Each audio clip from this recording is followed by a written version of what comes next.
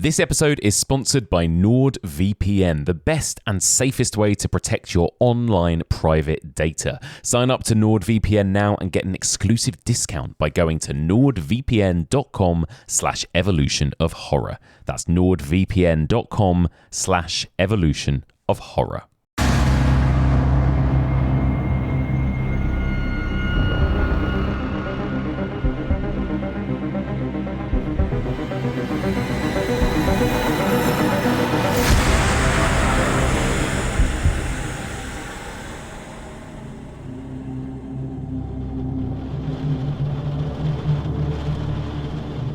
It was on a dreary night of November that I beheld the accomplishment of my toils. With an anxiety that almost amounted to agony, I collected the instruments of life around me that I might infuse a spark of being into the lifeless thing that lay at my feet. It was already 1 a.m. The rain pattered dismally against the panes, and my candle was nearly burnt out, when, by the glimmer of the half-extinguished light, I saw the dull yellow eye of the creature open. It breathed hard, and a convulsive motion agitated its limbs. How can I describe my emotions at this catastrophe, or how delineate the wretch whom, with such infinite pains and care, I had endeavoured to form? His limbs were in proportion, and I had selected his features as beautiful. Beautiful. Great God. His yellow skin scarcely covered the work of muscles and arteries beneath. His hair was of a lustrous black and flowing, his teeth of pearly whiteness, but these luxuriances only formed a more horrid contrast with his watery eyes that seemed almost of the same colour as the dun white sockets in which they were set, his shriveled complexion and straight black lips. The different accidents of life are not so changeable as the feelings of human nature. I had worked hard for nearly 2 years for the sole purpose of infusing life into an inanimate body. For this, I had deprived myself of rest and health. I had desired it with an ardour that far exceeded moderation, but now that I had finished, the beauty of the dream vanished, and breathless horror and disgust filled my heart.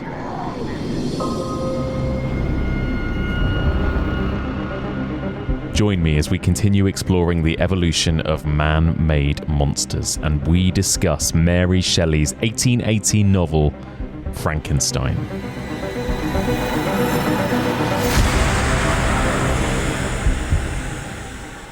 Welcome back to the evolution of horror. My name is Mike Muncer, and as ever, I am your host. In this podcast, we explore and dissect the history and the evolution of the horror genre, one subgenre at a time. We are currently in the midst of our 11th season, exploring the evolution of man-made monsters, and this is part 2. In this week's episode, as that intro suggested, we're not going to be discussing any movies, but instead looking at a book, one of the most important texts in the history of this subgenre, but also in horror and science fiction. We are, of course, going to be talking about Mary Shelley's Frankenstein. This is the novel that was originally written in 1818. It was then republished in 1831. We'll get into those changes in the discussion, but we will be discussing this entire novel in depth. So joining me to discuss Mary Shelley's Frankenstein, I've got a brand new guest. He is a writer, an author, a musician. He's a podcaster. He's the co-host of the From Page to Scream podcast, and he happens to be a massive fan of this particular novel. It is my great pleasure to welcome to the podcast Chris Newton. Hello, Chris. Hello, Mike. Thank you so much for having me. Thank you so much for being here. This is exciting. I'm excited to get stuck into this. But before we do, Chris, just for people who maybe are listening to this and don't know who you are, tell us a little bit about yourself, who you are and what you do. I'm one half of From Page to Scream, which is a podcast all about deep diving the books behind our favourite horror movies. So we've got episodes on everything from Frankenstein and Dracula, The Exorcist, Silence of the Lambs. We're in the middle of Clive Barker at the moment, so that's fun. And I co-host that with my partner Tara, who I'm sure many of your listeners will know as the mod of the EOH group. So that's amazing. Yeah, I love it. Didn't you guys meet via the EOH group? We met in the group. Yeah. Yes. I think I was plugging my Phantasm podcast. Yes, that's right. At the time, yeah. And we just never stopped talking, and now we just record those conversations and inflict them on horror book nerds. I also I used to write lots of spooky stuff as well. I've written a folk horror novel called The Filed Witch, and I've just co-written a game called Bit Odd In It, which, as you can imagine, is literally British Stranger Things, the game. Oh, incredible. You're a busy man, Chris. You've got a lot going on. I'm very busy, yeah. Amazing. So obviously you're a big horror fan. Where did that kind of begin for you? Do you remember your horror origin story? Well, I do, yeah. And it's kind of my first memory. My earliest memory is watching Doctor Who. It was 1989, and I was watching a Sylvester McCoy serial called Battlefield, and there was a demon called the Destroyer, this blue demon in chains, and I remember seeing the silhouette of the demon against the wall and being terrified, but also not being able to look away. And that was it. I was hooked for life. Incredible. And like, I grew up in the 90s where it was all like, Goosebumps and Are You Afraid of the Dark and Eerie Indiana and Funny Bones, and obviously the video board game Atmosphere. Yes. Or Nightmare, as it was. And like, so I kind of can't quite understand how anyone who grew up in the early 90s isn't incredibly spooky now. What with all the, those early Tim Burton films, the Addams Family movies, it was just, I was seeped in it. And lifelong horror obsessive. Do you have a favourite kind of subgenre, would you say? Do you gravitate towards a certain type of horror movie, a ghost story, a folk horror, a monster movie, anything like that? Yeah, I generally gravitate towards the supernatural. I love occult stuff. I love ghost stories. I love anything gothic, really. And it's funny because obviously the book we're going to talk about today, in some ways, is a different genre. It's a mad scientist story, but it's also gothic horror. So, but yeah, totally. That's my heart lies in ivy-covered, crumbling cemeteries. Yes, I love that. Well, let me ask you then about this subgenre, about this kind of man-made monsters, we're calling it, but I guess a kind of whole world of kind of science, mad science gone wrong, and that kind of thing. Yeah. What are your thoughts generally on this kind of area of the genre? Well, as I mentioned, my gateway into horror was Doctor Who, so that's full of mad scientists and science gone wrong. So I love it. In fact, there's a Tom Baker serial called The Brain of Morbius, which is about a mad scientist who's stitching body parts, various alien body parts together to make a body for Morbius, and it's like, where did they get that idea from? And also the mad doctor in that story, Dr. Solon, was played by Philip Maddock, who was my Welsh Grand's high school boyfriend. So that's as close as I can come to touching this genre. Yeah, that's very cool. That's very cool. Yeah, I love it, and I think we'll talk about this a lot with the book we're about to talk about, but I think sci-fi and horror seem to just go so perfectly hand in hand with each other, don't they? This book is kind of, it feels like the original text for both those genres in a way, right? Yeah. She's the godmother of it all, and I love that. And you know how much I love Phantasm, and that's like, it starts in cemeteries and it feels like it's occult horror, but then it kind of just goes full sci-fi. Yeah. I think because sci-fi, it's that it enables us to explore the unknown, doesn't it, in terms of other dimensions or other planets as a kind of stand-in for something that's just totally alien to us. Are you a very techie person yourself, Chris? How do you feel about the kind of growing world of AI and the world we're living in right now, which some people might feel optimistic about, and then certain people probably of our generation and older feel less optimistic about, I would say. Yeah, terror. No, I'm not techie at all. I'm a novelist, and I literally write with a pen and paper and then force myself to type it up. I was in Morrison's the other day, and they've got this thing now called Callie, which is like an AI robot that glides around the store like a Dalek. And oh God, I wanted to flee in terror. I thought it was going to come and ask me where Sarah Connor was, you know. But it's interesting, you know, you mentioned people of our generation and older, because there were kids in the shop, and it's called Callie, and they're going, "Oh, Mum, Callie's here. Can we go and talk to Callie?" It's like, no, run, child, run for your life. Don't give Callie any of your information or data. For God's sake.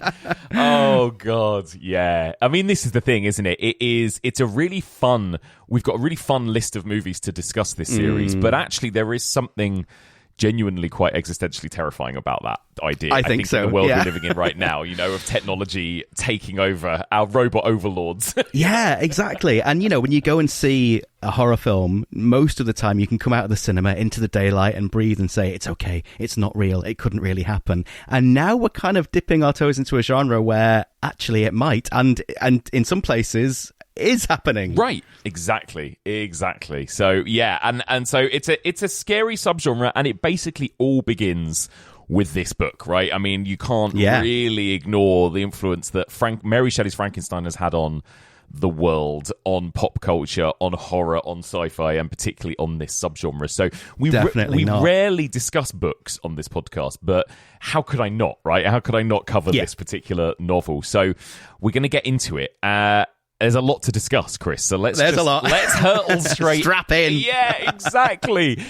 So Frankenstein from 1818. Oh, in fact, actually, this is maybe a good place to start. Is this novel from 1818? Is it from 1831? There are different versions, right? Yeah, or is it from 1816? Because I'm sure we'll get on to Mary Shelley as an author and a human being, but she wrote it, or started writing it, in 1816. It was finished by 1817 because there were review copies sent out.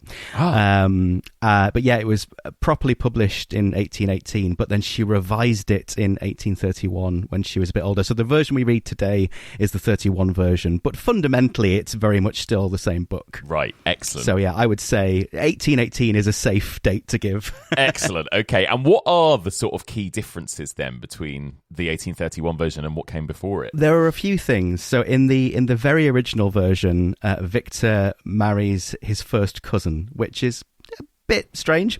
Yeah. And then it changes in the revised edition to something that's just as strange, to be honest with you. He marries his adoptive sister, so they're not blood related, and yet his parents adopt Elizabeth when they're both children, so they grow up together, and she is very much his sister. But then Victor Frankenstein's mother's dying wish is that those two get married, so that's a bit odd. But I think, yeah, she obviously deliberately changed that so they weren't actually related. The character of Henry Clerval is fleshed out a bit more in the later edition. And I think that she's made a few changes that make Victor as a character even less sympathetic, which is interesting. But for me, the crucial and most important difference between the 18 version and the 31 version is that when Frankenstein was published in 1831, Mary Shelley was named as the author because it was published anonymously. Oh, wow. Well, that is a massive, important difference then, really, because Mary Shelley... I feel like everyone knows Mary Shelley's name, right? Even people that will have never read Frankenstein. It's a bit like what I was saying last week about how even people who don't know the book Frankenstein will know the monster. Yeah. And I think if you asked a room of 100 people, I would say at least 80% of them would know that Mary Shelley wrote it, right? She is kind of synonymous. Everyone knows that. Yeah, everyone knows that. And I think she's more synonymous than Bram Stoker is with Dracula. Yeah. People know the name Bram Stoker, but I think as a man, he was a bit of an enigma. And in some ways, Dracula is a more interesting book to discuss because it's such a blank slate. What did he mean? What did he intend? What did he think? You know, whereas Shelley is very much an open book, and she documented the writing process, and you know, she was very open about everything in her life and her politics and her private life, and it's all there in the book. You know, you can't really disentangle Frankenstein from Mary Shelley, and why would you want to? Because she's such an incredible and fascinating person. Unbelievable, and we're going to talk about her a bit more in a bit, but I guess first of all, let's just start with your own sort of thoughts on this book, Chris, and your history with it. I think it's safe to say you're a fan, right, of Frankenstein. Bit of a fan. Sat here with my Frankenstein t-shirt on. I am. It's probably my favourite book. I absolutely adore it. I come back to it again and again and again. And I know that some people really struggle with it, and I guess we'll talk about that too. And I think I did this book at A-level. So I think that I'm maybe slightly biased there in that I kind of had to sit down and read it for the course. I know it's a bit of a slow burn to begin with, and I know that it puts people off. And that probably influenced me to sit down and really kind of get to grips with it, but it never left me. I know people who've had to do it at A-level or at uni, and now they can't stand it and will kind of flinch every time Mary Shelley's name is mentioned. Totally. And same, I read it at A-level English too, actually, and haven't been back to it since. I remember really... Oh my God. And I remember... And it's going to be similar with this today, I think. I think the experience of discussing this book and exploring it and analysing it is, for me, a more fun experience, a more enjoyable experience than actually sitting and reading it. I do find some passages of it are a little slower than others. Let's just put it that way, you know?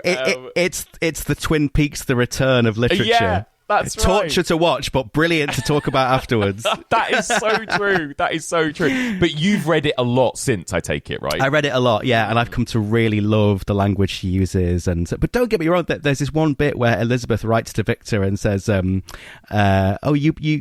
probably don't remember the family history of Justine. Let me relate it to you. And you think, oh, great. Yeah, cheers. Oh, my God. But it is incredible. And I think the thing that is maybe quite surprising when people first read it is how different it is to basically every other version of Frankenstein that people will be aware of, right? I think that's... And we talked about this quite a lot with Bram Stoker's Dracula too, actually. But with Mary Shelley's Frankenstein...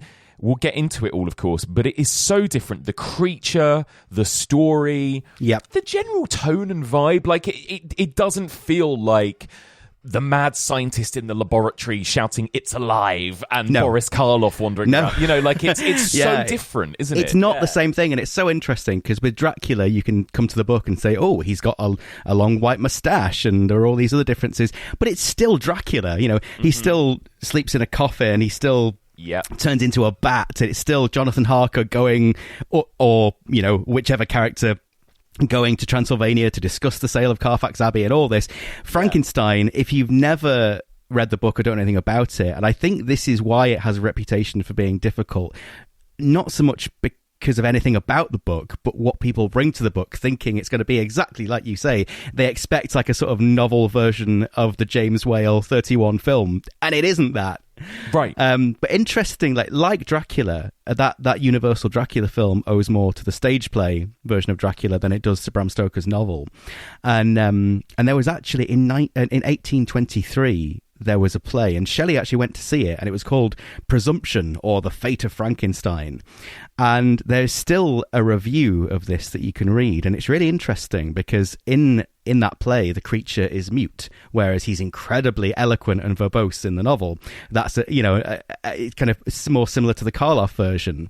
And even in the play, program, the creature was credited as 3 dashes as opposed to an actor's name, which is very much like Karloff portrayed by ?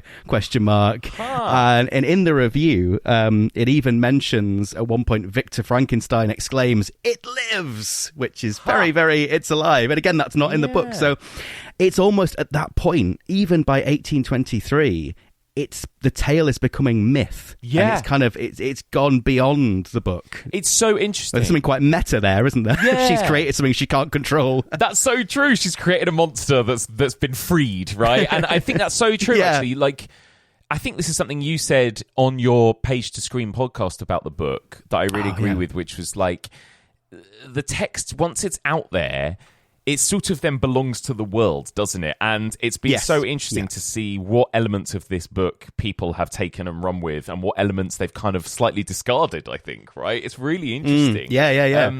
It's really interesting, Have there been any, like, truly faithful adaptations. I mean, people talk about the Kenneth Branagh film, right, as being the most kind of faithful adaptation, but even that, I think, is a stretch, you know? Yeah, you could argue that it looks like the book, but no, I really don't like that film, and I think it's because it tries to make Victor this tragic romantic hero when I really don't think he is.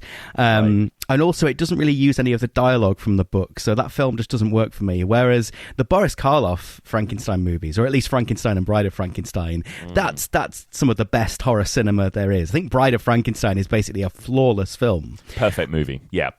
And I think it actually bears more resemblance to the novel than Frankenstein. But neither of them are really anything like the book. And I think, every adaptation of Frankenstein probably owes more to Boris Karloff and James Whale than it does to Mary Shelley in terms of how it looks and, like you say, how it feels. Yeah. Like, Mary Shelley is so vague on the creation of the creature, right? All the iconography we associate with Frankenstein, the Tesla coils, the bolts of lightning, the creature rising up from a slab. It's like it all comes from the movies, and she's not even like. We assume that he's stitched together from body parts because it does imply that Victor is kind of raiding charnel houses and graveyards, but that could just be for his experiments. Like, she doesn't even really describe the creature ever. What I find really interesting, I was doing a bit of research, and there was actually, once it had been published, there were a few rip-offs, and there was a story published in a magazine. It was only 12 pages long, but I think you'll appreciate the title of the story, and it was called "The Monster Made by Man." Ooh. And it's just a sort of Frankenstein knockoff. But what's really interesting is that there's an illustration that accompanies it, and it's a monster rising from a slab, and there's like broken beakers and things around it, and it's the first kind of implication of, like you say, the mad scientist laboratory that has become synonymous with Frankenstein, but it's not actually directly related to the source material. It's incredible. Again, it's like it takes on mythic status. That's right. And I think actually when you read the novel, it's quite sad, actually, isn't it? Like, and I suppose there's always been that element of tragedy to all Frankenstein adaptations, even the Boris Karloff, right? But there is something Kevin Lyons said to me last week about how it lends itself to being almost read as a teenager, right? Because there is something almost a bit teenage emo about Frankenstein. Do you know what I mean? It's such an angsty book, the creature especially, and I can't ignore the fact that I discovered this book as a teenager, and it was written by a teenager. Obviously, she revised it in her 30s, and that's the version we have today, but it was written by a teenager. No ordinary teenager, but we'll come on to her. But yeah, and I think, again, let's not forget the novel's subtitle, The Modern Prometheus. Right. Which is, and I think a lot of the adaptations are about a, in inverted commas, mad scientist making a monster. Yes. Whereas the book isn't really concerned with the making of the monster. The book is about the ramifications of having created life. And it's that Victor is the modern Prometheus who steals fire from the gods, and the spark she refers to, it's like, well, is it electricity? She kind of implies it is, but she doesn't directly say that. That's right. But it's more, it's almost irrelevant. Is it fire? Is it electric? Is it magic? Is it alchemy? We don't know. But the point is, he creates life and doesn't reckon on the consequences, which is that this being that he has made has a soul. Right. I love that. It's so interesting, actually, for a kind of origin text for a mad science genre. Yeah. There's not a whole lot of science, actually, in this book, right? And that's really interesting, I think. No. Yeah. We don't even get the word scientist, because at that time it's natural philosopher. That's right. And there's all the stuff earlier on in the novel where young Victor discovers, Agrippa and all that, all these occultists and alchemists, and then his father dismisses it all as sad trash. Right. And yet he never describes how he makes the monster. And what's really interesting, there's a famous description by Mary Shelley of how she first had the vision of this, student of unhallowed art kneeling beside the thing he'd created, and she describes it coming to life by the workings of some powerful engine, and she uses the word engine, but of course that word doesn't occur in the book. She only refers to chemicals and chemical equipment. She's really vague about it, and I don't even think she rules out alchemy, because he's told at the beginning, oh, this is all trash and no, science is the way forward, even though they don't call it silence. They don't call it science at that point. It's in natural philosophy. Yeah. And it's really interesting because it's like, well, on the one hand, it's a fear of technological advancement, and that, you know, there was a lot of talk at the time about galvanism, the idea that you could reanimate a corpse with electricity. But also, does she fear the coldness of science, and does she fear moving away from alchemy and kind of, you know, magic, for want of a better word, because it discounts the idea of the soul? And that's something that's at the heart of the book, is that Victor he's obsessed with body parts and anatomy, and he never once stops to consider what will happen when this thing actually becomes not just alive but conscious. That's right. And I think, like you say, it was there in the background of the context of what the world was like at the time, right? I mean, the 1800s, known for that kind of, obviously, era of in the Industrial Revolution and technological advances and science making things possible that had never been possible before, and so it's there obviously in the subtext of this book, right? The dangers of messing with science is absolutely obviously part of it, but it's just so interesting how there's actually very little of that. There's actually, weirdly, I actually think there's probably more in Dracula. Like Dracula, there's a lot of talk of steam trains and typewriters and all of, you know, like there's almost more kind of technology and science going on in Dracula. You know? Oh yeah, Dracula's like the host of its day, you know? Yeah, exactly. It's like, oh, I feel a bit tired. Oh, sit down, we'll give you a blood transfusion. Right, I know. It's so fun. So, I'll just telegram somebody. Yeah. Whereas this book, it's actually actively about that, and yet it's kind of, there's less of it than you might expect in the book, so it's really interesting. It's really interesting, yeah. I think it speaks to that, what you were saying about Mary Shelley being so synonymous with the book, and because she's spoken, as I say, you know, the workings of some great engine outside of the text. She's spoken so much about her inspiration and her anxieties, and I think that the two kind of bleed into one another. There's actually, in the introduction to the 31 version, she talks about a conversation between Lord Byron and her husband Percy Bysshe Shelley about the experiments of Dr. Darwin. That's Erasmus Darwin, not Charles Darwin. Yeah. And she says, I speak not of what the doctor really did or said that he did, but more as to my purpose of what was then spoken of as having been done by him. He preserved a piece of vermicelli in a glass case till by some extraordinary means it began to move with voluntary motion. And then she starts talking about galvanism, and perhaps the component parts of a creature might be manufactured, brought together. And it's like she spoke so much about all those influences and inspirations that they've kind of become part of the story. Right. I love that. Well, let's talk a little bit about Mary Shelley then before we get into the book itself. Unbelievable, right? Like we've said, I talked about this a lot with Kev Lyons as well last week. I just cannot believe this was written by an 18-year-old girl, right? I mean, like, just an 18-year-old in general. I mean, like, I could probably barely string a sentence together at that age. Like, and you read this book and you go, oh my God, you know? But tell us a little bit about Mary Shelley herself then and who she was. Yeah, so she was no ordinary 18-year-old. She was the daughter of Mary Wollstonecraft, who is kind of considered, you know, the mother of modern feminism, really. She was a feminist, a philosopher, a writer, and general all-round radical. She famously wrote A Vindication of the Rights of Woman, which was incredibly controversial at the time, and she married William Godwin, who was also a radical, a novelist, a journalist, philosopher. I think he was actually an ex-minister turned atheist, so it was quite the union. But Mary Wollstonecraft died shortly after giving birth to her daughter Mary Godwin, who of course would become Mary Shelley. So they never knew each other, but she kind of grew up with the legacy of her mother. And I think she felt a lot of pressure, you know, being the daughter of two celebrated, you know, authors and radicals, that she had to create something fantastic. And so famously, she married Percy Bysshe Shelley, the poet, who was a bit of a disciple of William Godwin's, and he used to come around to their house with his then wife, and there was a lot of scandal around Percy and Mary because they began having an affair, and they would meet by her mother's grave, and they ended up kind of running off together. And then I love this, that the story of how Frankenstein came to be is almost as dramatic and romantic and fantastical as the tale itself. It's taken on, kind of legendary mythic status. So Mary's stepsister Jane Clairmont, who eventually for some reason started calling herself Claire Clairmont, she was pregnant by Lord Byron.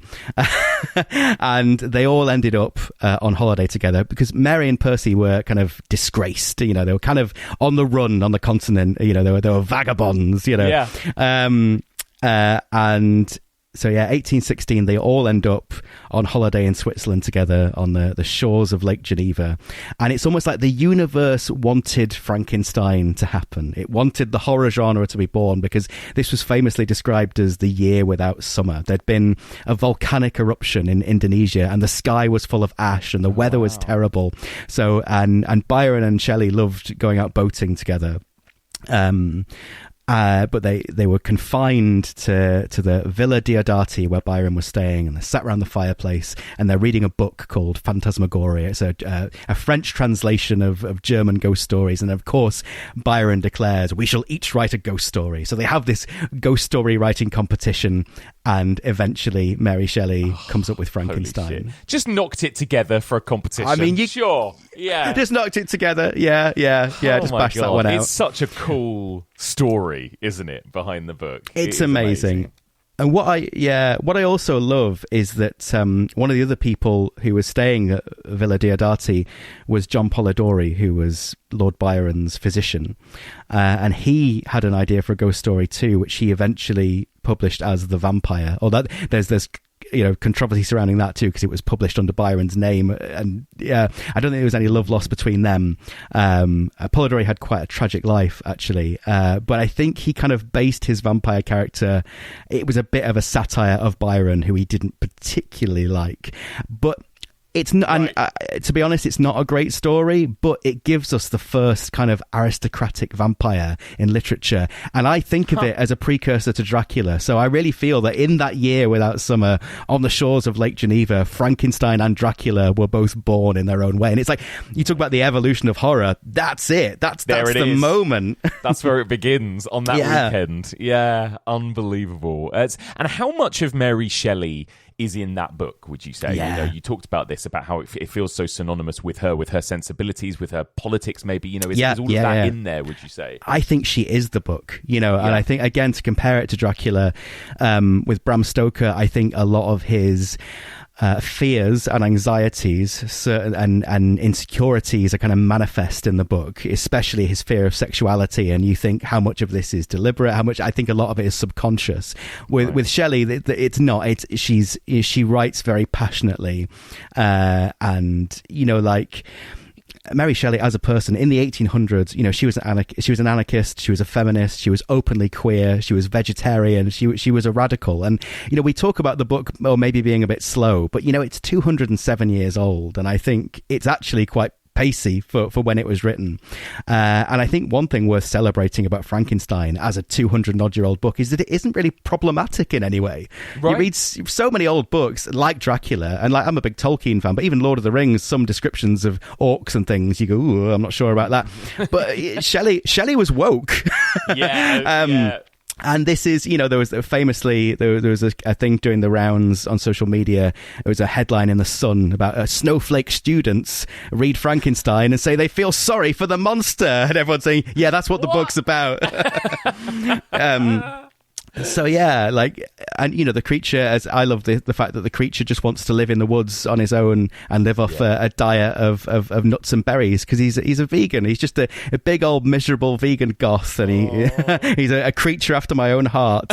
But even things like, so Frankenstein as a story was born in Geneva, so she makes Victor Frankenstein. That's his hometown, and the countryside, that there's such a huge emphasis on nature and the love of the natural world in the novel, and all of her surroundings bled into it, but her poetry, her politics, her passions, it's very much her personality channeled into a book, I think. And it says so much about and we'll get onto this, I'm sure, when we talk about the creature, but this beautiful being that's effectively shunned by society. It's about othering. It's about outsiders. And it's a book that's just full of love, even though it is incredibly sad. Like you say, it's a tragedy. It is a tragedy, absolutely. But you're right. There is a lot of love. There's a lot of humanity in this book, for sure.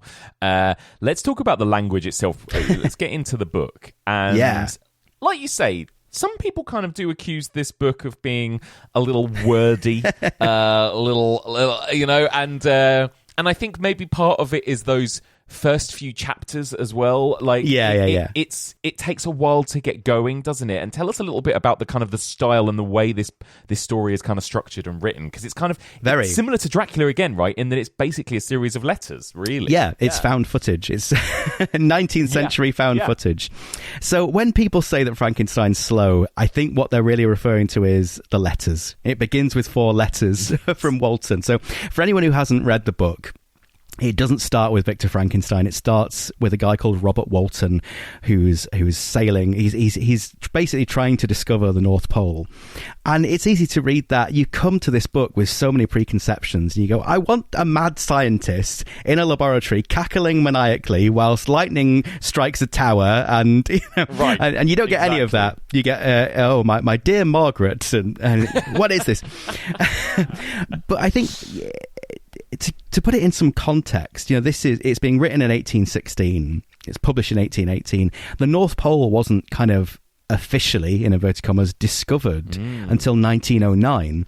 So to us, like, oh, some guy sailing into the Arctic, you know, big deal, whatever. But I guess now the comparison would be somebody trying to, I don't know, build a teleport. It's something we haven't done yet. It's unexplored. And I know this probably does sound a bit stray into slightly wanky A-level territory, but it's like he is comparable to Victor Frankenstein, and they're both exploring, and they're both trying to literally cover new ground and further humanity. And I think there's a lot of Percy Shelley's like idealism in both Robert Walton and Victor Frankenstein, actually. But yeah, it's waffly, and you know, the language is beautiful. You get passages like, "There is something at work in my soul I do not understand," and you know, allusions to the rhyme of the Ancient Mariner. But yeah, it's a slog, and it's funny because the book, it's only about 75,000 words long compared to a Stephen King book where he just goes on and, you know, talk about wordy, like thousands of pages of someone trying to find a battery or start a car or something. I find that harder, whereas at least Shelley's very dense, and she uses a lot of floral language, and it isn't everyone's cup of tea. But I think if you're struggling with Frankenstein, because here's the thing, I think everybody should read Frankenstein. But if you're into horror, this is where it all began. And what we know of as the horror genre, of course, ghost stories existed, but Mary Shelley, she started it all.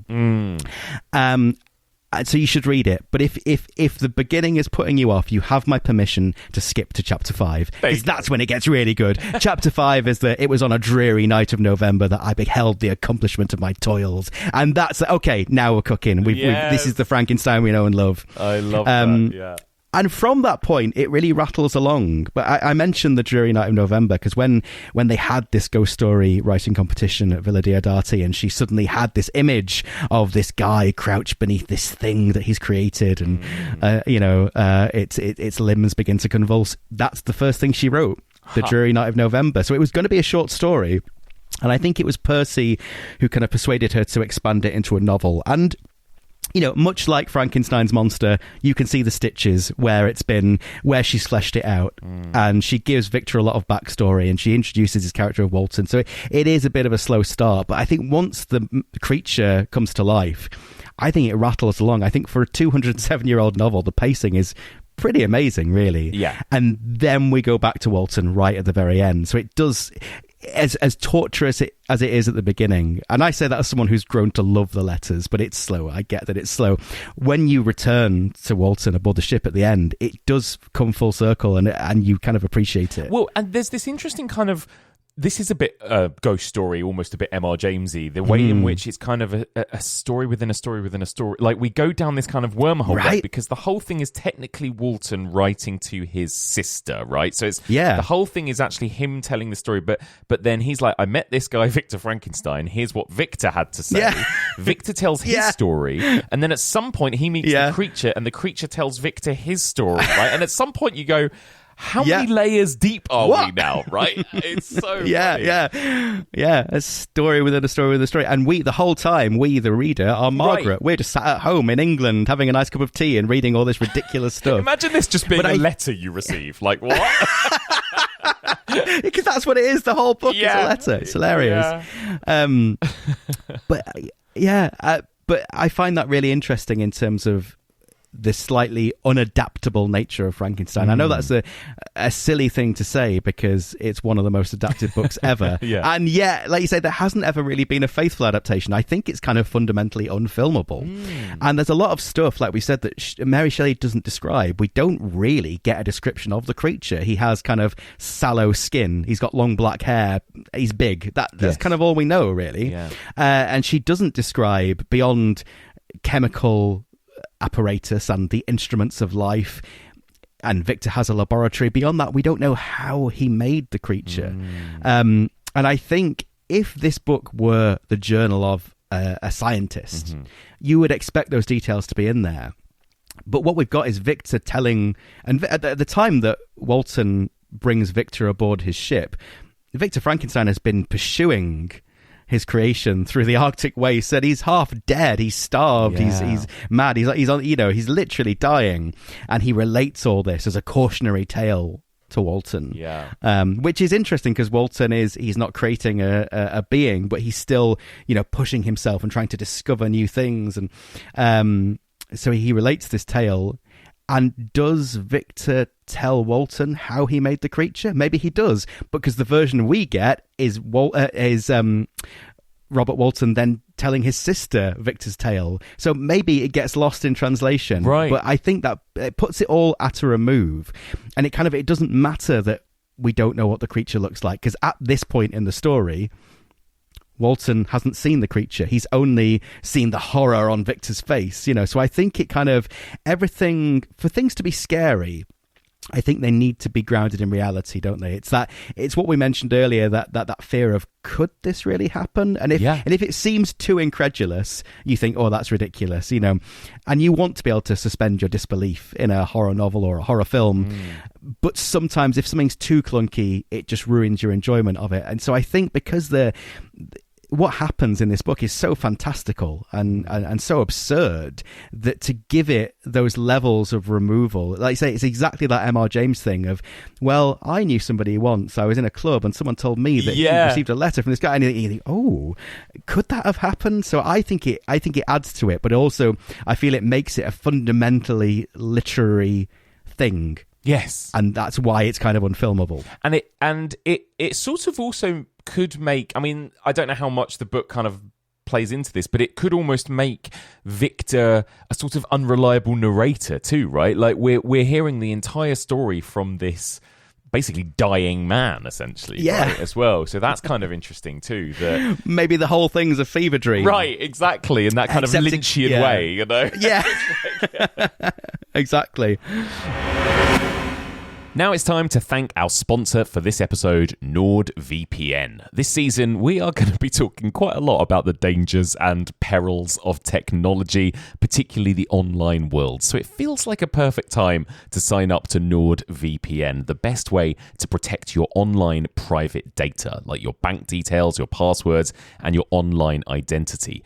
I get to travel a lot with my job, and I find NordVPN super useful. It's good to have on when I'm using my laptop in a public place. NordVPN protects all of my data when I'm on public Wi-Fi in a coffee shop or a library. It's also super useful when you need to access films or TV shows that are only available in other regions. So when I was in the US recently, I switched on NordVPN, switched my region to the UK, so I had a choice of accessing the Shudder back catalogue in the UK and the US. Super useful, especially when trying to find the films that we're going to be covering this season. You get premium cybersecurity for literally the price of a cup of coffee per month, and one NordVPN account can be used on 10 different devices. We are offering some exclusive discounts, so to get the best discount off your NordVPN plan, head to nordvpn.com/evolutionofhorror. This link will give you 4 free extra months on a 2-year plan, and there's no risk with Nord's 30-day money-back guarantee. That's nordvpn.com/evolution of horror, and we'll list the link in the show notes. All right, let's do it. Let's begin talking about the book properly. The book is in 3 sections, right? 3 volumes, I suppose. So I feel like that's the easiest thing to do, is to split this conversation into 3 sections. So let's begin by talking about volume 1, which of course introduces us and gives us the backstory of our main character, Victor Frankenstein.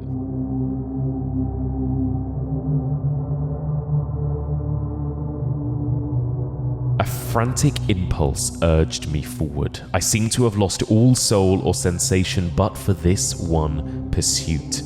I collected bones from charnel houses and disturbed with profane fingers the tremendous secrets of the human frame. In a solitary chamber, or rather cell, at the top of the house, and separated from all other apartments by a gallery and a staircase, I kept my workshop of filthy creation. My eyeballs were starting from their sockets in attending to the details of my employment. The dissecting room and the slaughterhouse furnished many of my materials, and often did my human nature turn with loathing from my occupation, whilst, still urged on by an eagerness which perpetually increased, I brought my work near to a conclusion.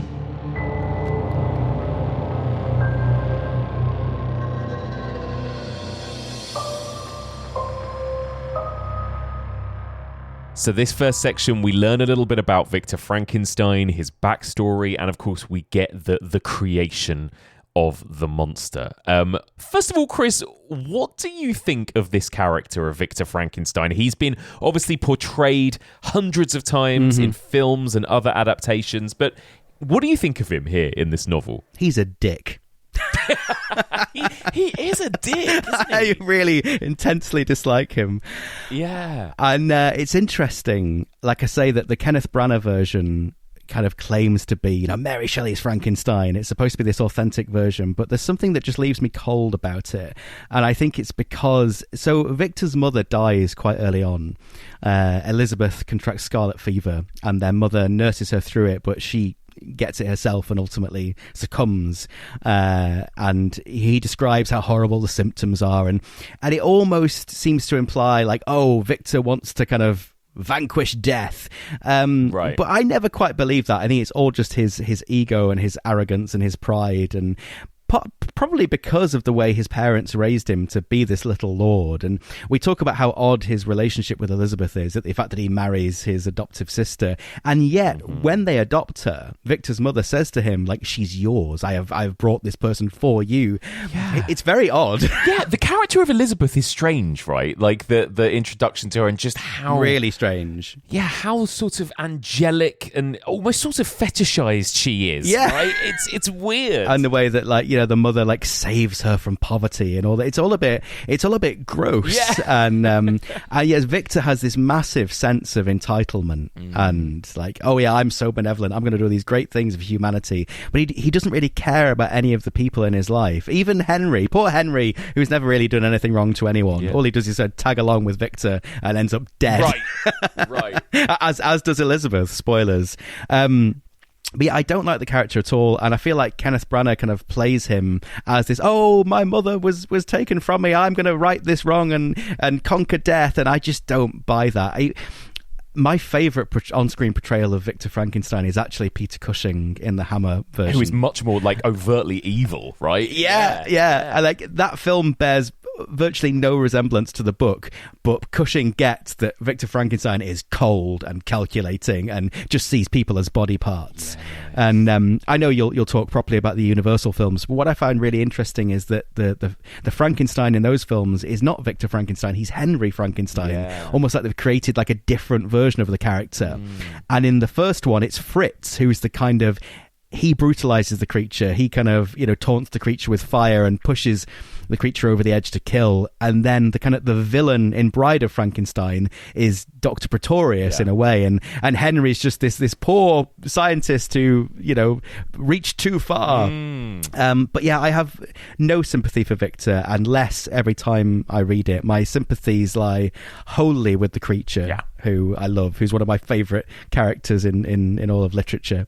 And it's interesting, I think, that even Shelley kind of felt that way, maybe, that as she got older and she revised it a little bit, I think, because Percy died when he was 29. He drowned when he was out on his boat, and I think after the loss of Percy, she ended up actually in the rewrites, some of the way she fleshed out Henry Clerval's character, I think she imbued him with a bit of Percy Bysshe Shelley-ness, and I think in her head that shifted away from being inspired by Percy to create the character of Victor, because Percy used to call himself Victor when he was younger. It was one of his pseudonyms. So there's obviously some parallel there, and he is this overreaching kind of wild-eyed animated type. I think there was a bit of Percy in Victor, but I think as the years went on, she kind of shifted that onto Clerval and just made Victor more cold and less likable. Yeah. So that's what I was going to ask you. So you think that Shelley herself intended Victor Frankenstein to be a bit of a dick in this novel, right? Like, I think so. I think he represents that kind of unbridled ambition, no matter what the cost. And also, it's he's a cis man who kind of usurps the woman's role as mother and tries to create life, which I find really interesting, because we talk about Shelley's age and whatnot. A lot of people don't mention the fact that for the bulk of the writing of Frankenstein, she was pregnant, so she was creating a life of her own, and that must have informed her writing somehow. For sure. And because it's fundamentally, it's all about a child who's not loved, not accepted by his parent. And of course, she was almost in exile when she was writing. When she came up with this story in Geneva, her and Shelley, as much as they both admired and loved Godwin, he was appalled by their relationship. He was appalled that she was with a married man, and he kind of cut them off. And so they were, rejected by their parents. And I think a lot of that must have bled into it. Yeah, absolutely. That feeling of being ostracized, othered. Yeah. I love that. So let's talk about the creation of the creature, which again feels like, obviously, in any Frankenstein adaptation you watch, that is the set piece, right? That's the moment you're waiting for. You want to see that thunder and lightning, that monster come to life. It's almost downplayed, I think, in the book, right? Like, how do you find it, the way in which it almost takes me by surprise how quickly that happens, in that he has built the creature and then it wakes up, and then there's this almost immediate regret from Victor too, right? There's not this moment of, oh my god, I've done it. It's like, holy shit, what have I done? Immediately, Yeah, and it's almost like he was so, as I've said, he's obsessed with body parts, and he's so fixated on making this thing, and he says, I had selected his features as beautiful. But it doesn't really occur to him that he's created a person. He's so obsessed with like a being, a body. And again, like I've said it a million times, but he doesn't reckon with the concept of the soul, because he's so cold, he's so calculating. And and it's really odd, isn't it? Because what did he think was going to happen? Right, exactly. I wonder if, and I think it does strongly imply that he is made from parts of bodies. Yes. We don't know for certain, but it does strongly imply that. And did he think that he would take all these, in inverted commas, beautiful body parts and animate them with the spark of life, and the being would be beautiful? But I almost feel like he's still rotting, like something's gone wrong, because that's what the creature is. Even though he's this beautiful, gentle soul to begin with, he's wrong. Yeah, he's something that should not exist in nature, and I think that's where the horror lies. It's not so much because he's got a bolt through his neck, or because he's covered in stitches, or because he's green, or it's more just I shouldn't have done this. Yeah. It's wrong. But yeah, he just reacts with instant horror, which is awful. I know, and it's so sad, isn't it? I mean, we'll get to the creature, but it like you say, you really feel for the creature in this, and again, because there's something really interestingly, like you said, it's barely ever actually physically described, right? There is a lot of how horrible he is to look at, this creature, but not actually. He's referred to as a demon. A demon, a wretch. There's a lot of those kind of words, right, to describe him. The horror of looking upon this creature, but we don't actually know what he looks like. So there's almost something a bit Lovecraftian about it, isn't there? It's just kind of like, I couldn't possibly describe how awful it is. You know? Even that bleeds into that kind of cautionary tale element of it, that it's like there's only so much that Victor can tell Walton. And I think, you mentioned how the creation scene, compared to what we're used to on screen, is so kind of downplayed. And there's also almost something kind of hushed about it, like, well, I can't tell you what I did because nobody must follow in these footsteps, but I had the instruments of life, I had the chemicals, I had the component parts, and that's all you need to know. And there is something kind of nightmarish about it. The fact that he's alone and it's night, and then the dull yellow eye opens, and that horror of something regarding him. It's I think that is a scary moment. Yeah. That's the scary moment, isn't it? Yeah. And this is the thing. But then, of course, what happens is then we get this kind of, the story kind of shifts again to, well, what happens to the creature now once he is like rejected by his creator, right? And that really feels like that's getting to the nub of what this book actually is about, right? It feels like this idea of kind of confronting your own creator, your own god, and what that means to be rejected by them and everything, you know? And so let's talk a little bit about volume 2, which is where for the bulk of it, the perspective shifts towards the creature, right? A year passes, the creature is on the loose, we've had a murder happen, we hear a little bit about that in the first section, and then finally Frankenstein comes face to face with his creation, who can now talk, right? And this creature says, let me tell you my story, and that's what we get in the bulk of volume 2, what the creature has been up to for the last year.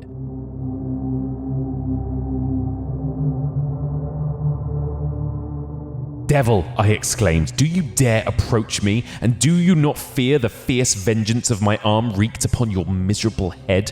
Begone, vile insect, or rather, stay that I may trample you to dust. Oh, that I could, with the extinction of your miserable existence, restore those victims whom you so diabolically murdered.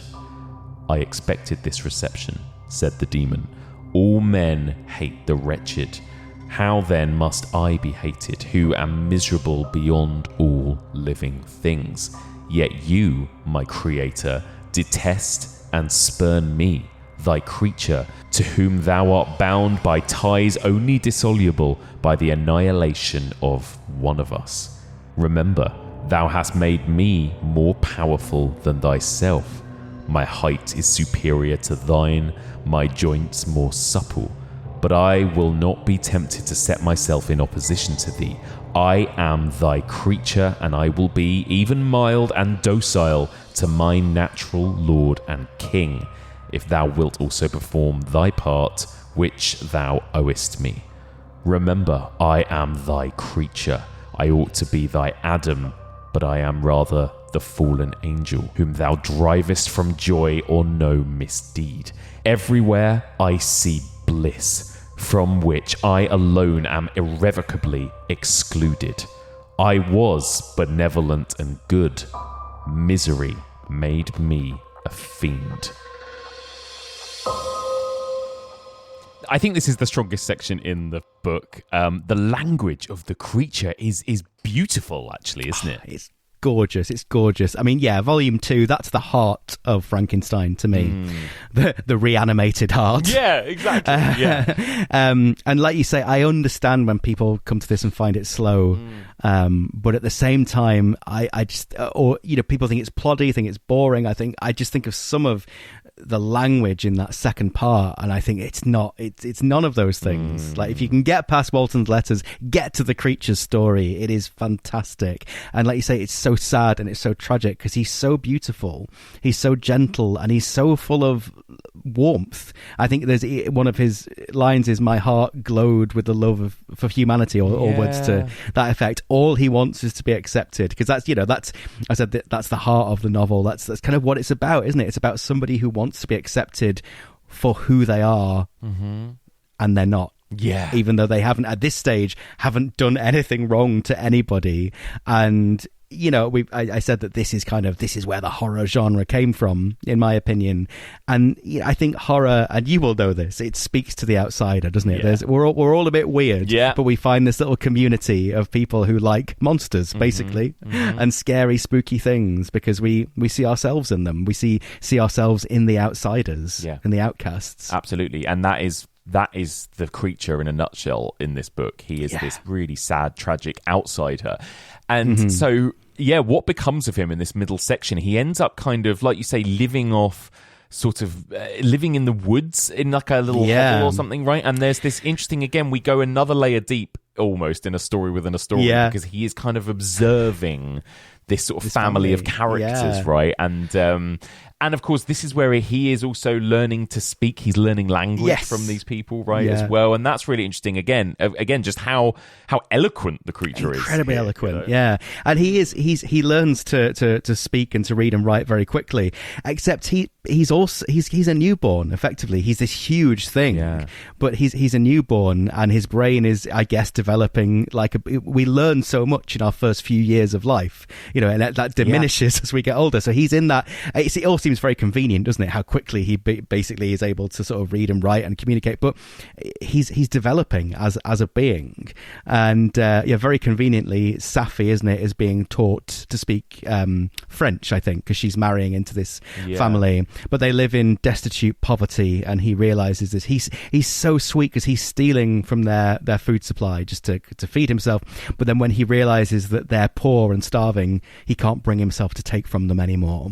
And it's this really, and there's this really harsh winter, and all their crops are frozen in the ground, so they can't dig them out, and they're destitute. So he goes out in the night, and because he has this immense strength, he pulls up all their crops for them and leaves them in offering, and they start referring to the good spirit of the woods, because they know that there's somebody benevolent out there who's bringing them this food, and he's such a force for good in the world.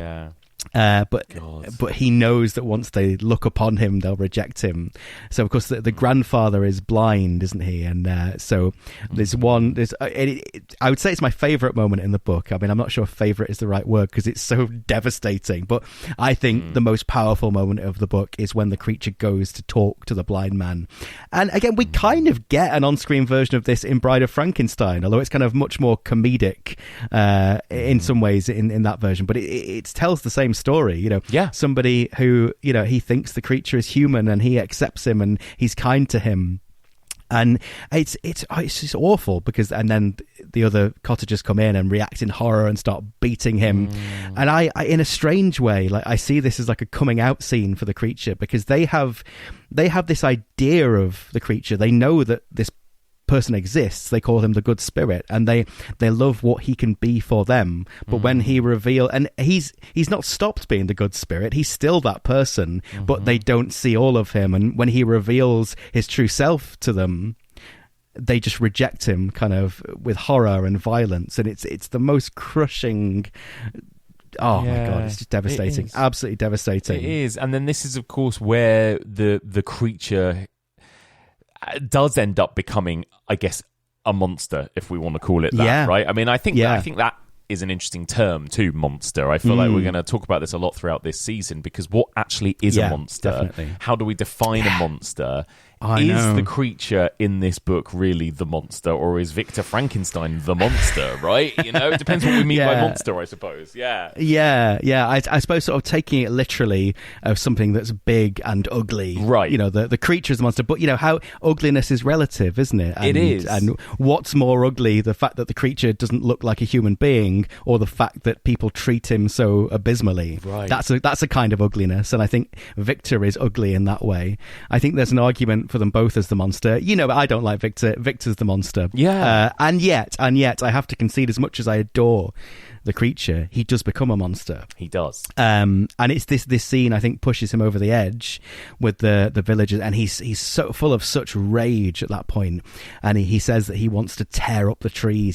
He says he could have burned down their cottage and sat and enjoyed the ruin. And this is like supervillain origin story level rage. Yeah. But then what I find so moving and so powerful is the very next thing that happens after he's like sworn vengeance against all humanity. Yeah. He sees a girl drowning in the woods, and his instinct is just to run in and rescue her. He forgets himself. His instinct is still to be kind and merciful and good. But then someone in the woods sees him and shoots him. God. And he and then suddenly he doesn't know what good is, and he's in pain from this gunshot wound to his shoulder, and he's like, right, now I'm really angry. Yeah, no, I'm really angry. Yeah, I know. And again, interesting, surprising flip. If you're more familiar with the movie, that here he doesn't drown. He doesn't drown a little girl. He saves a little girl from drowning. Right. So that's interesting. Yeah, it's so tragic, that scene in the movie, how he thinks that throwing the girl in the water is a game. You know, I don't think Boris Karloff's monster never stops being tragic and fundamentally gentle, but the creature in the book now becomes a monster. He doesn't accidentally throw a kid into a body of water. He straight up murders a kid. He murders a kid. Right, exactly. And that's so interesting, isn't it? That it goes straight from this kind of quite innocent thing to doing one of the worst things you can do, one of the ultimate transgressions. He murders a child in cold blood, right? Yeah. And there's no way back from that. And he knows that. And I think that's what makes it even worse and what makes it more monstrous, because he understands what he's doing. He has free will. He has a very good concept, a very good grasp of good and evil. When he's teaching himself to read and write, one of the books he finds is Milton's Paradise Lost. And in that, he sees himself as comparable to Satan, although worse. That's right. You know, he says, "What am I? Am I Adam or am I Satan or something?" I ought to be thy Adam. But he sees himself as the fallen angel, but he says he's lower than Satan because at least Satan has his demons for company, whereas he is, alone and abhorred. So I flip-flop between this because on the one hand, he understands free will, he understands good and evil, but at this he seems to believe in Satan as a reality, as being as real as the science or alchemy, whatever it was that made him. And so he just accepts his lot, that I am a fallen angel, I am an evil thing. He says his heart glowed with love of humanity. He says probably my favorite line in the book was, "Misery made me a fiend." This has been done to him. And that's interesting to explore too, because it's not just Victor. As much as I hate Victor and as much as I want to say that Victor is the monster, it is society as a whole. It's humanity that have made him a fiend by shunning him. And it's not just the shunning. I talked about how he's like a newborn in so many ways. He's only like a year or 2 years old at this point. You could compare the creature to an adult with a learning disability, and if that person has not been looked after by their parents, by society, can we really put all the blame, if they did something heinous, without having been socialized, it's all very well and good saying, oh, he knows right and wrong. Well, why does he know right and wrong? Because he read Paradise Lost. I mean, that's not and overheard a woman speaking French in a cottage. Because of course the other thing that he finds when he's learning to read is Victor Frankenstein's diary, and he reads about the horror of the person who made him. Imagine if you got to meet God and you realize that humanity was just a mistake, and that God despised us and regretted creating us. It would be awful. I wouldn't be surprised. They probably do. But no, absolutely. And of course that is then what triggers this series of murders, deaths. Victor loses sort of everyone who is important to him, right? And there's a fun kind of flip side to because we hear about William's murder before Frankenstein kind of explains how before how the creature explains how it happened, right, as well. And there's that whole section where poor Justine goes down for it as well, right? It's that's like another death on Victor's conscience. Right, exactly. And I suppose that's the thing, isn't it? Is that at this point Victor just loses it and loses everything and everyone around him, right? Section sort of volume 3. How do you find the way in which the story shifts towards, I guess, a kind of climax, right? But we've got we've got this kind of request from the creature to Victor saying, "Make me a mate, and then I will leave you alone." Basically, just make me a companion, and then all of this will stop. I'll leave you alone. You'll never hear from us again. I just want another I just want a companion, right? I just want someone else by my side. And then even that Victor really fucks up, doesn't he? He really fucks up. You know? It's like, I feel there was a point where Victor could have just said no. Yeah. But again, for anyone who hasn't read the book, it's The Bride of Frankenstein. Yeah. It's really interesting because the Bride of Frankenstein character doesn't appear in the novel, or does she? Because the creature asks Victor to make him a mate who is the same type of creature that he is, and he says, we'll go off, we'll live in some uninhabited part of the Americas where humans can't go, we'll just live in the woods and be vegan and not hurt anyone. And he says that the picture I paint is human and gentle or something like that. He just wants to, even at this point when he's vowed vengeance on all humanity, he just wants to live in peace and just be left alone. So Victor could have said no, but Victor agrees to make a mate for the creature. So he begins constructing this female version, but then he changes his mind, and whilst the creature is watching him, he tears the mate to pieces in front of him. It's so cruel. It is. To get that far into creating her and then go, actually, nah, I'm just going to destroy it in front of you now. Yeah. It's just horrendous. He could at least just make her and then say, you know what, I'm not going to animate her, it's too dangerous. But to literally tear her apart. Right. It's just vindictive. It's evil. And it's interesting because Victor kind of justifies this in his head of like, oh God, what if they mate? You know, what if they create a race of monsters and they destroy humanity? Or what if she's as evil as he is? But I think he's kind of just scrambling for an excuse at this point. I think he doesn't want to do it, and it's nothing to do with morality. I think he doesn't want the creature telling him what to do. He wants to destroy. I think when he's tearing apart the mate, he wishes he could be tearing apart the creature because he wants to destroy it. But of course, he's made this thing that's too strong for him. But it's really interesting that the Bride of Frankenstein concept is in the book, even though she's never brought to life, but she's made and she exists. And even, every time you watch The Bride of Frankenstein, you remember like, oh yeah, Elsa Lanchester is only in it for like a minute at the end. A minute, yeah.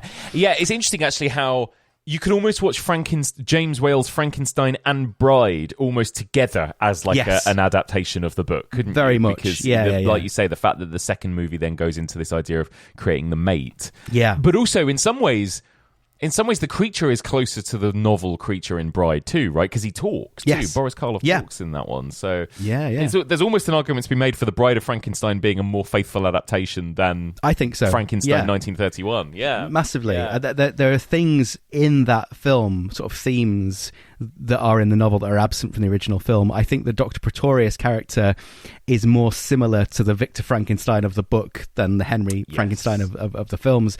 Yeah, we have the bride, we have the creature now speaking, and we have the cottager scene.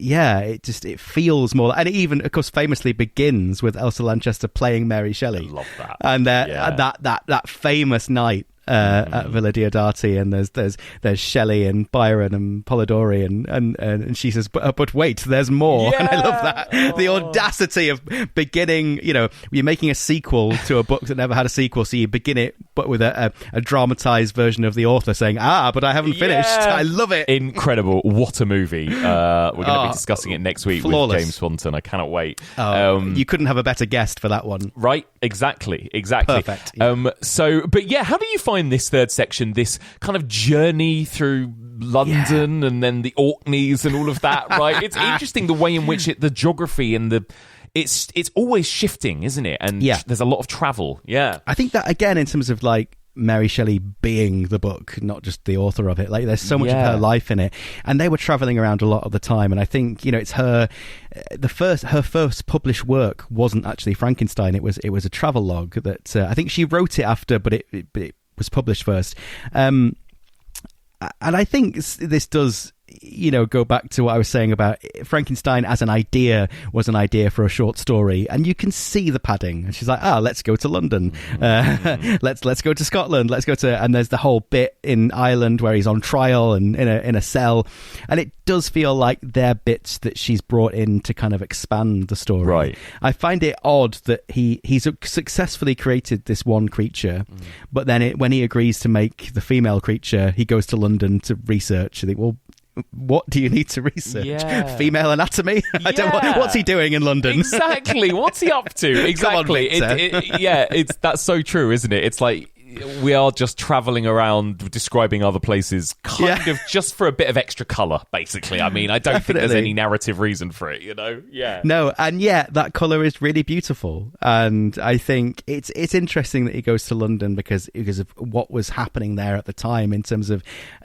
technological advancement. Right. And to kind of, a lot of it's quite remote. There's the kind of like say Arctic wastes or like the Scottish Highlands. There's a lot of isolation and desolation, and it's interesting that he's then in the thick of it in the city again.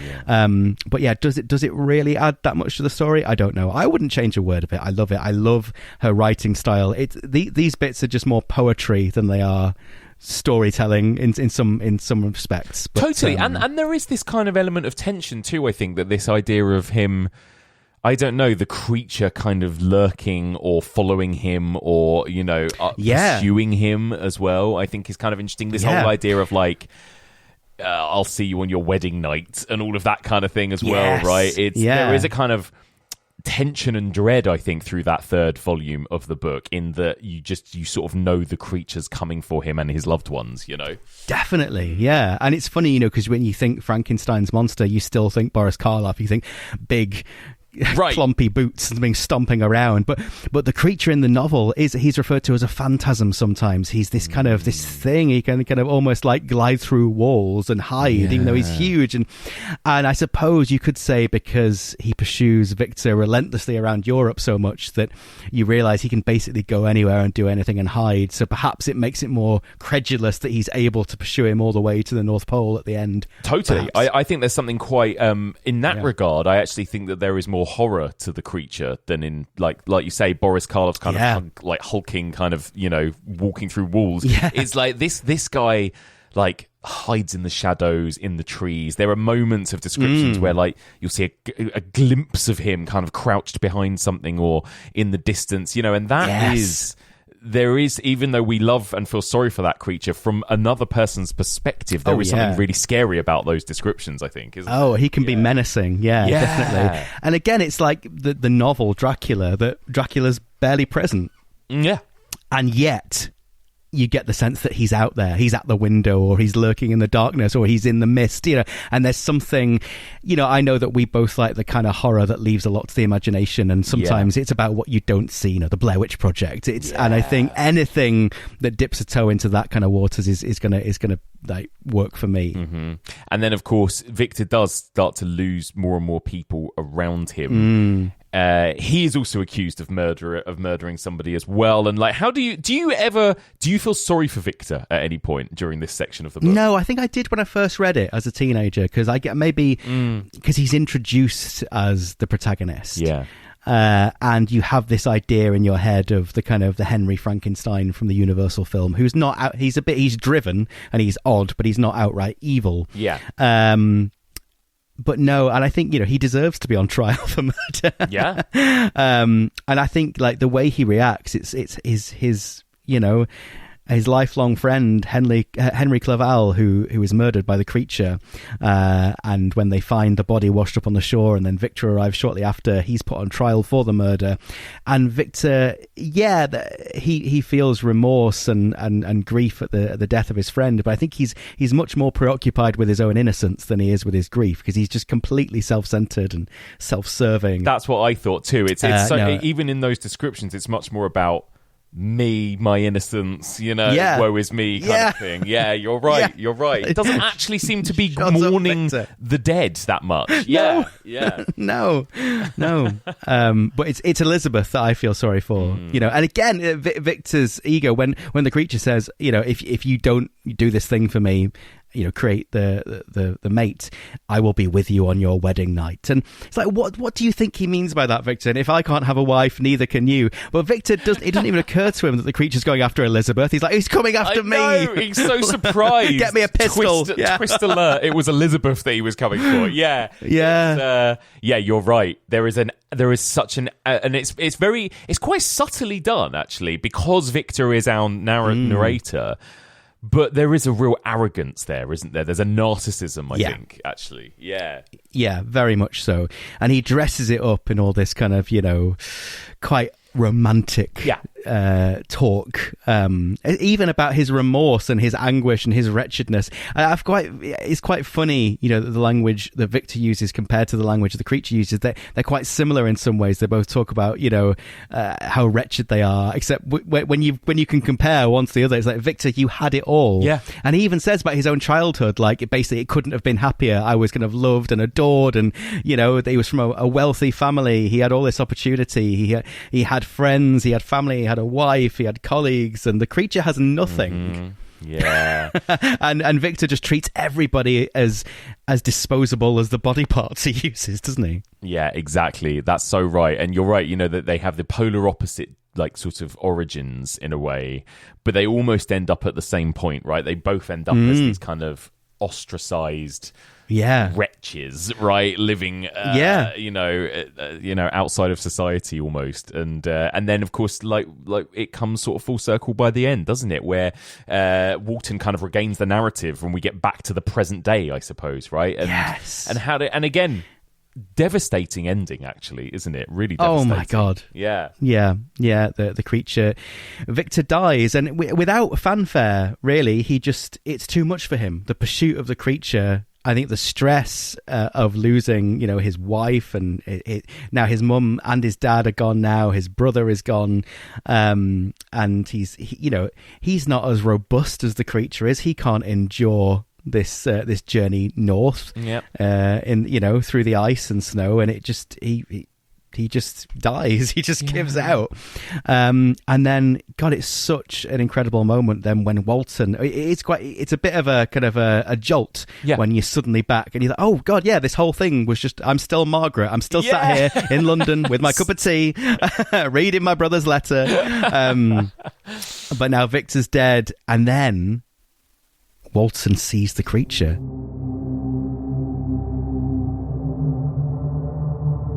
I entered the cabin where lay the remains of my ill-fated and admirable friend. Over him hung a form which I cannot find the words to describe, gigantic in stature yet uncouth and distorted in its proportions. As he hung over the coffin, his face was concealed by long locks of ragged hair, but one vast hand was extended, in colour and apparent texture like that of a mummy. When he heard the sound of my approach, he ceased to utter exclamations of grief and horror and sprung towards the window. Never did I behold a vision so horrible as his face, of such loathsome yet appalling hideousness. I shut my eyes involuntarily and endeavoured to recollect what were my duties with regard to this destroyer. I called on him to stay. He paused, looking on me with wonder, and again turning towards the lifeless form of his creator. He seemed to forget my presence, and every feature and gesture seemed instigated by the wildest rage of uncontrollable passion.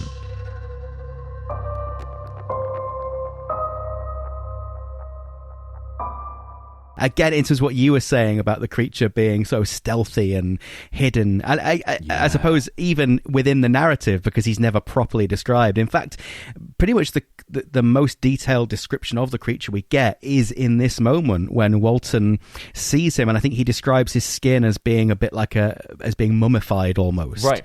But again, it's not a lot of description. And what I find so tragic here is that Walton doesn't react from him in horror. No. He's quite kind to him, and he even offers the creature to join his crew. Right. He asks him to stay, and I wonder, is Walton just a better person than Victor, or is it because Walton has sat and listened to this whole story? He knows everything. He knows who the creature is, and he has, he's not just reacting to the way he looks. He knows what this person is, and he offers him some kind of redemption, but for the creature. And again, in terms of right and wrong and good and evil, and did the creature, is he totally culpable for his actions? The creature knows what he has done, and as much as he became a monster in murdering William and then Elizabeth, he went into that with his eyes open, knowing there's no way back from me from this. I'm Satan. I'm the fallen angel. I am a monster. I am evil. I'm a fiend. And I think the only thing keeping the creature going was hatred.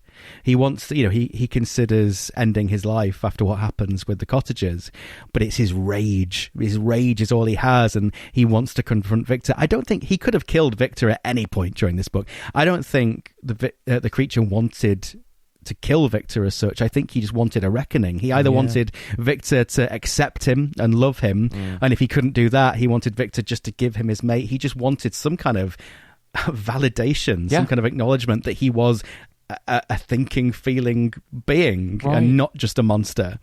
But now he doesn't have that. He's lost everything, and he's sat next to his dead father, because Victor is the creature's father for all intents and purposes. And now the creature's just completely alone and has nothing, and he says he's going to go off north and build himself a funeral pyre. God, it's so sad, isn't it? And again, that grief that he has for Victor when Victor dies too, he says he cannot answer me, he is cold. It's devastating. And God, what's his final line? Was it what is it he says? My spirit will sleep in peace, or if it thinks, it will not surely think thus. Jesus Christ. Oh, God. It's so sad. And this is the thing, right? This is the thing about this horror story, is that there is so much sadness to it, actually. It's a tragedy, like you said, exactly as you said. It's more of a tragedy than a horror story, I would say, Yeah, absolutely. It's not easy to define, in terms of... Because it's, like you say, it's sci-fi, but it's also gothic. Yeah. And yet it's more tragic. And it kind of predates horror as a concept, as a genre. So it's kind of a bit all over the place. A mishmash of things, like a Frankenstein monster. Exactly. So there you go. I mean, how important is this novel ultimately to this subgenre of man-made monsters, would you say, just to wrap things up? It's the original text, isn't it? And I think it's really interesting because, like you say, it comes from an era of technological advancement, and those fears of what can we achieve. And like I say, it was written at a time where people were still trying to discover the North Pole. There was so much yet to achieve and discover, and there's the excitement and the anticipation of that, and also the fear of that, and it all bleeds into the novel. But surely you think, well, had it not happened in 1816, somebody would have brought all these elements together, surely, inevitably, at some point. But who knows? All we know is that I don't think there was anything like Frankenstein before Frankenstein. And I think every film you discuss on this series will owe a debt to, if not the novel, then certainly the James Whale films. And often, in unexpected ways, like films that we don't even think of as horror.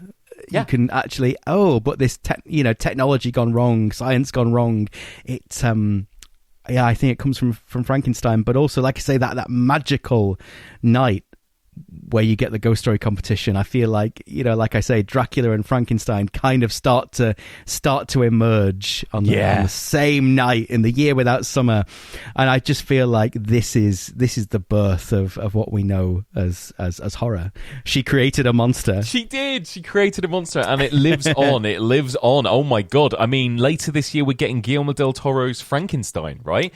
Now, that's interesting. Cannot wait. I don't know much about this. I tend to sort of avoid too many, trailers and that kind of thing. But is it going to be a faithful adaptation, do we think, of the novel? It looks... I have seen a teaser. Again, like you, I tend to avoid things, but I couldn't resist on this occasion. Yeah. Because I love Del Toro, and obviously I love Frankenstein, and I thought I'm definitely going to watch it. And it looks... My fear is that it will be a bit too Branagh-esque, but maybe not. He, Del Toro loves the monsters, so maybe he'll give us a good monster. And actually, I feel like he would lean more into this kind of almost romanticism of the monster, in the same way that he did with things like Crimson Peak. Actually, like I think he's gonna lean more into that pathos, maybe, and the tragedy more than the horror. I imagine. Yeah. I'm cautiously optimistic about it. Let's say. I'm really excited to see what he does with it. But what is your favourite Frankenstein adaptation? Well, as we've said, there isn't really a faithful adaptation. I don't think.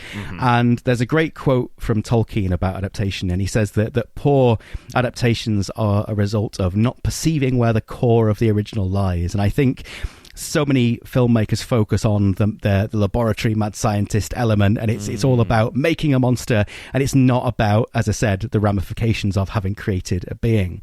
So this is probably controversial because it isn't really an adaptation of Frankenstein. Honestly, my favourite adaptation of Frankenstein is Edward Scissorhands. Oh, perfect choice. It's very Frankenstein. Yeah, it's a scientist in a castle on a hill who makes a being, and it makes me, none of the Frankenstein films make me feel the way I do when I read the book, but when I watch Edward Scissorhands, I feel the way that Mary Shelley's Frankenstein makes me feel. And I think you could say, well, Edward isn't anything like the creature because he's beautiful. You think, well, but what beauty is relative in the same way that ugliness is relative. And what I find interesting is that if you described Edward Scissorhands, he's dressed like a Cenobite. He's got knives for fingers, because they're not scissors, are they?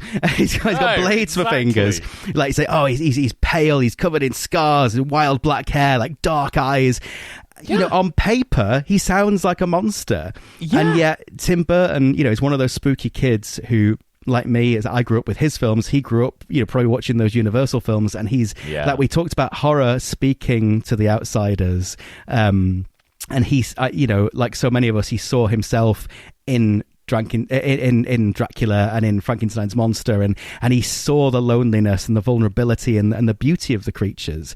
And what I find, we talked about Victor Frankenstein as a cis man sort of taking on the mother role, and what I love in Edward Scissorhands is the moment where Peg goes to the house and first sees him, and of course she recoils in horror, like, oh, there's this scary thing coming out of the shadows towards me, it's with knives. And like anyone, she's shocked and she's afraid, and then she suddenly looks at him again and says, those are your hands, because she's a mother. And she looks at him with kindness, and I think it's really interesting that Edward Scissorhands is different in that the creator doesn't reject Edward in the way that Victor does with his creature, right? But the creator loves him and nurtures him, but he dies, and the creature is left all alone, and he's still shunned by society. And again, it's like, when the creature in the novel is the good spirit, and like Edward is accepted by the community, by suburbia at first, when he's like cutting their hair and doing their lawns, like when he can be what they want him to be, when he can wear what they think is normal clothes with his dungaree, with his braces and his shirt, and they accept him, but they never truly accept what he fundamentally is, right? Because he's the creature, he's the outsider, and I don't think anything on screen has come close to capturing what Frankenstein feels like in the way that Edward Scissorhands does. And the funny thing is, if I know Tim Burton, I bet he hasn't even read Frankenstein, because he's very much a visual person. But of course, it was written by Caroline Thompson, who interestingly also wrote the 90s Addams Family, and she has definitely read Frankenstein. She knew what she was doing, and so that's it. That's the best on-screen depiction. That's a great choice, and you're absolutely right. Tonally and in terms of its mood, and it does capture the essence of Frankenstein more than all those other Frankenstein movies we've been discussing. Yeah, you're absolutely right. I love that. Well, Chris, thank you. What a pleasure it's been to discuss this book with you. I've loved it. And just final question for you. Maybe this is still Edward Scissorhands, maybe it's not, but what is your favourite movie in this whole subgenre? Your favourite kind of mad science or man-made monster movie? Yeah, if it's not Edward Scissorhands, I think, and the jury's out as to whether or not this is horror, but it's got to be Terminator 2 Judgment Day, in terms of, science gone wrong. And there are elements of Frankenstein in it, when at the moment at the end of T2, if a Terminator can learn the value of human life, maybe we can too. It's incredible. A perfect film. Incredible. I love that choice, Chris. Well, thank you so much. This has been such a pleasure. Just remind people where, if they want to come and find more of your stuff, you've got an incredible, 3 episodes that you dedicated to Frankenstein on your podcast, right? Hours and hours and hours of meticulously deep diving the book. Oh, it's incredible. It was beautiful. I loved listening to it all, and you and Tara are so good, and you also read passages of it. It's really lovely. It was actually like a more for me, it was a more enjoyable way of actually reading the book, you know? I'm so glad you said that, because I thought that to myself. I thought there are people who will struggle with this, so let's basically do an audiobook where we occasionally pause and discuss it. Yeah, it was so good. It was so good. So yeah, let people know where they can come and find your stuff. Yeah, so we're just From Page to Scream, wherever you get your podcasts. We're on Instagram as well, and I've delved into Blue Sky, so I'm just Chris Newton on Blue Sky. I got in there so early, I got to use my actual name. Yes. So yeah, I'll be posting all about my books and my podcasts and future events, some of which are with you quite soon. Exactly. We're going to be talking Lynch together on stage very, very soon, in fact, aren't we? So that's very exciting. Amazing. Chris, thank you so much for your time. Thank you. It's been a pleasure. And that's it for this week. Thank you all so much for listening. And one more time, a huge thank you to my brilliant brand new guest, Chris Newton. What a pleasure to have Chris on the podcast. He was absolutely brilliant. Hopefully we will have him back again in a future season. So let me know what you think of this week's discussion and what you think of Frankenstein, the original novel. As we mentioned earlier, it is a little bit divisive. Some people find it a bit of a slog to read. I found parts of it a bit of a slog, loved other parts of it. I would love to hear your thoughts. Please do get in touch. You can email me, evolutionofhorror@gmail.com. You can also find us on all the socials, of course. We're on Facebook and Instagram. I'm on Blue Sky. Find us, let us know what you think of the episodes. We love hearing from you guys, so please do stay engaged. If you want to discuss this podcast with fellow listeners, you can also join the Evolution of Horror discussion group on Facebook or the Evolution of Horror Discord. And if you want to hear ad-free versions of this podcast, you can now sign up to our Patreon, and at the $5 level you will get access to ad-free versions of the main feed and bonus episodes every single week, all in one place on one podcast feed. And if you get a spare minute, I'd be so grateful if you could drop us a little rating or a review or a comment on your podcast app of choice, whether that's Spotify or Apple or whichever you use, as that always helps us get discovered by new listeners.